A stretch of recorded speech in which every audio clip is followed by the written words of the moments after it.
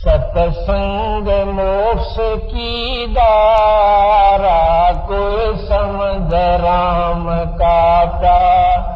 सतसंग मोक्ष की दारा, कोई समझ राम का। परम पिता परमात्मा कितने दयालु हैं कबीर भगवान। अपनी प्यारी आत्माओं को, जिनको काल ने अज्ञान से भर रखा है, जिनको काल ने केवल इतनी ही रोशनी दे रखी है ज्ञान की कि ये संतान उत्पत्ति करो, इनका पालन पोषण करो, इनकी शादी कर दो, इनके बच्चे हो जाएं तो तुम्हें चैन मिलेगा। और भक्ति करना चाहती है कोई आत्मा तो उसके लिए ये डुप्लीकेट संत ऋषि महर्षि बना के वेद ज्ञानहीन इनको नगर नगर में गांव गांव में फैला दिया काल ने। और उन डुप्लीकेट ऋषियों को महर्षि मानकर, उन डुप्लीकेट संतों को परम सतगुरु मानकर, परम धनी मानकर ये भोली आत्मा ऐसे अपना जीवन नष्ट कर रही हैं जैसे पतंग दीपक को शांतिदायक जानकर उसके ऊपर जाके न्योछावर हो जाता है। और वो दीपक शांतिदायक नहीं है, वो तो विनाशक है। लेकिन उस भोली आत्मा को पता नहीं, उसमें कुर्बानी की भावना होती है। और वो पतंग दीपक के ऊपर, दीपक को एक शीतल पदार्थ जानकर शांति के लिए उसमें उससे चिपक जाता है और वहीं चरण देसी जल के नष्ट हो जाता है। ऐसा ये भगवान ब्रह्म है जिसको हमने परमात्मा मान के इन नकली गुरुओं के द्वारा बताए गए अज्ञान के आधार से हमने इस ज्योति निरंजन उर्फ ब्रह्म को अर्थात काल को शांतिदायक भगवान मान लिया और इसने बता दिया कि मेरा ओम नाम है, इसका जाप करो। ये तो काल है और जो इसके जाल में रहेगा, इसके पास जाएगा, इसको खाएगा। गीता जी अध्याय नंबर 11 के श्लोक नंबर 32 में स्वयं कहता अर्जुन, मैं काल हूं और इस समय सबको नष्ट करने के लिए, जितने भी योद्धा हैं सबका नाश करने के लिए मैं प्रवृत्त हुआ हूं। अब मैं आया हूं, प्रगट हुआ हूं। श्री कृष्ण जी तो पहले आना खड़े थे, वो कभी नहीं कह सकते मैं काल हूं, क्योंकि पहले नहीं कहा श्री कृष्ण जी ने मैं काल हूं। ना इस गीता जी के ज्ञान के बाद श्री कृष्ण ने कभी अर्जुन को कहा मैं काल हूं, क्योंकि वो काल नहीं थे। काल तो ये ब्रह्म है, ज्योति निरंजन है।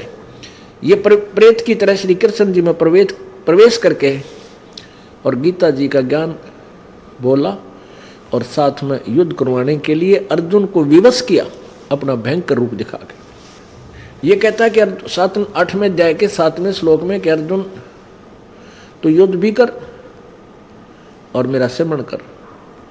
मेरे पास रहेगा ना, मेरी भक्ति करेगा और मेरे पास रहेगा तो तेने युद्ध भी करना होगा और अपना भक्ति करना चाहता तो भक्ति भी कर ले, ऐसे ही शांति नहीं। और कहा कि 8वें अध्याय के 13वें श्लोक में कि मेरा केवल एक ओम नाम है, नथिंग एल्स। मुझ ब्रह्म का ओम इति एक अक्षरम ब्रह्म व्यवहारन माम अनुसमरण यह प्रियाति तजम देहम सयाति परमाम गति। जो मेरा मुझ ब्रह्म का एक ओम अक्षर है, नथिंग एल्स, यह एक ओम अक्षर है। और इसका जो अंतिम श्वास तक सिमरण करता हुआ शरीर त्याग कर जाता है, अर्थात लास्ट तक भी मेरे में श्रद्धा रखता है, वो मेरे को ही प्राप्त होता है, मेरे वाली परम गति को प्राप्त होता है। अब गीता जी अध्याय नंबर 18 के श्लोक नंबर 62 में कहा कि अर्जुन तू सर्वभाव से उस परमेश्वर की शरण में जा। यानी गीता ज्ञान दाता से अन्य कोई परमात्मा है, उसी की कृपा से ही तू परम शांति और शाश्वतम स्थानम अर्थात सनातन परम धाम मीन सतधाम सतलोक को प्राप्त होगा। इससे सिद्ध हो गया कि ब्रह्म साधना से शांति नहीं, अर्जुन ने श्री कृष्ण में प्रवेश हुए ब्रह्म के आदेश का पालन करके युद्ध किया, और युद्ध के बाद भी क्या युद्ध में तो शांति थी ये नहीं, कितने मर गए, उनकी सेना भी मर गई, उनके भी मर गए, रिश्तेदार भी मरे, और फिर उसके बाद कौन सी शांति रही। कुछ दिनों के बाद युधिष्ठिर को भयंकर स्वप्न आने लगे, बुरा हाल मच गया पूरे राजमहल के अंदर, और फिर शांति की तलाश में यज्ञ करना चाहा, तो इन डुप्लीकेट ऋषियों से वो यज्ञ भी पूर्ण ना हो यार, वो भी उस परम पिता परमेश्वर पूर्ण ब्रह्म के उपासक सुपथ सुदर्शन जी से ही वो यज्ञ संपूर्ण हुआ। अर्थात उनके 3 ताप भी इन ऋषियों, नकली ऋषियों से नहीं समाप्त हुए, वो भी उस परम पिता परमात्मा पूर्ण ब्रह्म परम अक्षर ब्रह्म की साधना वाले संत भगत से वो उनके 3 ताप नष्ट हुए। यहां परमात्मा कहते तुम कौन राम का जपते जापम, और ताते कटे ना थरे तीनों तापम में। तुम कौन से भगवान की पूजा करते हो, तुम किन भगवानों की पूजा करते हो जिनसे तुम्हारे 3 ताप बिना कटे। ये ओपरे पराये सारा धक्के खा लिए इन भूत प्रेता के दुखी हुए, कोई बालाजी बिना बालाजी की तो राधा स्वामी धन सारा जा लिए, और आखिर में फिर इस सच्चे दरबार में आके इनके वो भी वो 3 ताप भी यही समाप्त होते हैं। और ये तो यहाँ फ्री में होते हैं। हमारा मूल जो सौदा है, मुख्य सौदा जो है वो तो है आपको जन्म मृत्यु से मोक्ष दिलाना है, और ये बाकी तो बाई प्रोडक्ट है इस भक्ति का। आपको वैसे सुख देगा, घर में सुख, शरीर में सुख, आपके जो ना बिजनेस में बढ़ावा, हर तरह से लाभ देना शुरू कर देगा भगवान आपको, पर अपने नियम पूरे निभाने पड़ेंगे। आप नियम ठीक नहीं रखोगे फिर मालिक साथ नहीं देगा।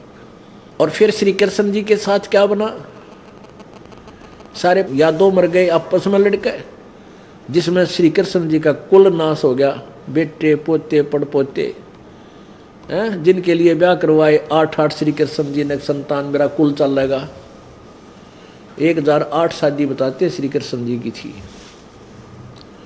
8000 रानियां थी, 8 शादी की हुई थी, यानी कुछ को तो उठा कर लाए थे, कुछ को वैसे कि राजा ने 16,000 कन्याओं को बंद कर रखा था, अवैध तरीके से उनको छुड़वा के लाए थे, वो अपने पास रखी थी, और आखिर में कुछ भी ना रहा। परमात्मा कहते हैं 1 लाख पूत 1.25 लाख ना थी, और उस रावण का दीवान बाती। तो यहां शांति नाम की चीज नहीं है। अब ओम नाम और ब्रह्म की साधना से शांति कभी नहीं हो सकती। कई पंथ, कई भक्त कहते हैं ओम शांति, नो कह दो शांति हो जाएगी, 7 जन्म भी ना होवे। शांति का ओम का तो खड़ा एक्सीडेंट है, कभी नहीं हो सकती ओम के नाम से शांति। खुद कहता है कितने शांति चाहिए था उस परमेश्वर की शरण में दादश की कृपा से तू परम शांति को प्राप्त होगा।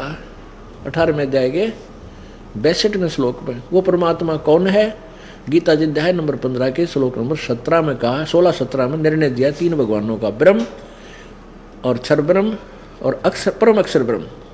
क्षर ब्रह्म, अक्षर ब्रह्म और परम अक्षर ब्रह्म, 3 भगवान, क्षर पुरुष, अक्षर पुरुष, परम अक्षर पुरुष।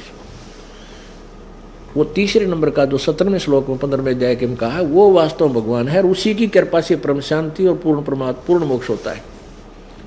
गीता जी अध्याय नंबर 15 के श्लोक नंबर 1 से 4 में भी यही प्रमाण है। इस प्रकार इन नकली संतों ऋषियों ने बैठा रखा था, और इन्होंने ऐसे नकली अपने अनुभव की पुस्तकें बनाकर समाज में पेश कर दी, जो अज्ञानता से परिपूर्ण कर दिया इस मानव समाज को। अब इस दास की ड्यूटी लाई है परमात्मा ने, इस अज्ञान को जड़ से समाप्त करने की, समूल नष्ट किया जाएगा। इसके लिए हमारे हथियार हैं, हमारे सदग्रंथ, पवित्र 5 वेद, 4 वेद और प्लस में सूक्ष्म वेद, पवित्र गीता जी, पवित्र पुराण और पवित्र कुरान, पवित्र बाइबल आदि सदग्रंथ है। ये इन शास्त्र विरुद्ध कथाओं से भरे हुए अज्ञानी ऋषि, महर्षि और संतों के जो स्वानुभव की पुस्तकें हैं, उनको उनसे तुलना की जाएगी, वो अपने आप खत्म हो जाएगी। उनका ज्ञान समाप्त हो जाएगा पृथ्वी से, क्योंकि और ज्ञान सब ज्ञान अड़ी कबीर ज्ञान सो ज्ञान, और जैसे गोला तो साहे